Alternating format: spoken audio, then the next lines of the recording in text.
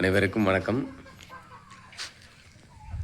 என்னுடைய பண்ணையில் 2 ஆடுகளுக்கு பார்த்தீங்கன்னா வலிப்பு நோய் வந்துச்சுங்க. இந்த வலிப்பு நோய் வந்தாலும் தீர்வு என்னன்னு சொல்லி நேயர்கள்ட்ட கேட்டிருந்தேன். ஒரு சில பேர் நேயர்கள் வந்து சில தீர்வுகள் சொன்னாங்க. இதையும் மீறி வந்து பார்த்தா நான் எடுத்துக்கிட்ட தீர்வு என்னன்னு பார்த்தீங்கன்னாக்கா, ட்ரிபிவேட் ஓரல்னு சொல்லி ஒரு மருந்து எடுத்துக்கிட்டேன். நான் எடுத்த மருந்து இந்த மருந்தாங்க.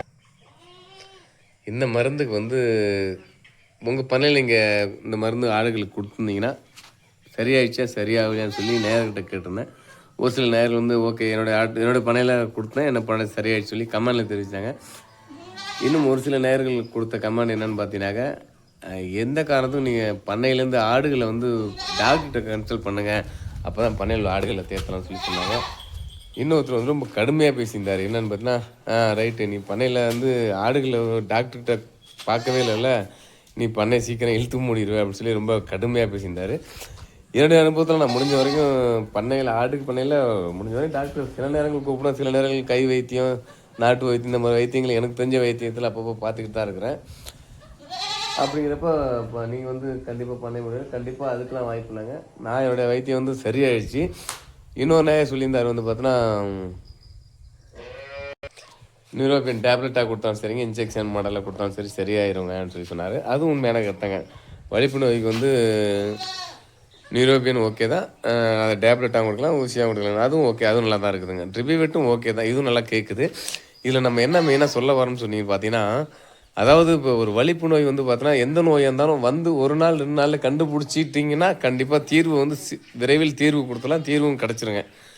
கொஞ்சம் 2 3 நாள் 4 5 நாள் ஆயிடுச்சு அப்படின்னாவே அதுக்கு தீர்வுக்கு வந்து ஒரு சிரமமாக தான் இருக்குது. தீர்வுலாம் கொடுக்கலாம், தீர்வு கொடுத்தாலுமே அது நிரந்தர தீர்வு இல்லை, தீர்வும் சரியாக மாட்டேதுங்க. எனக்கு தெரிஞ்ச வகையில் பார்த்தோன்னா ஆடுகளுக்கு ஆட்டு பண்ணையில் வந்து நோய் வந்துட்டாலே உடனடியே பார்த்தா தான் சரி பண்ண முடியும். கொஞ்சம் லேட்டாகிட்டாலும் சரி பண்ண முடியல.